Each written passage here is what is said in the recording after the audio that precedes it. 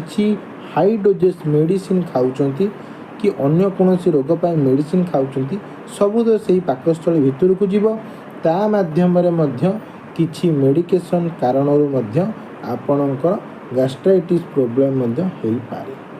आउ रहिला आपणकर स्ट्रेस बेले बेले किछि लोक अछंती जो माने खाद्य खाआंतिनी उपवास रुहंती सेमानंक मध्य पाकस्थलीर किछि एरिया रे किछि एसिडिटी फॉल हेकी एसिडिटी पाकस्थलीर लाइनिंग रे बढ़ी जाए।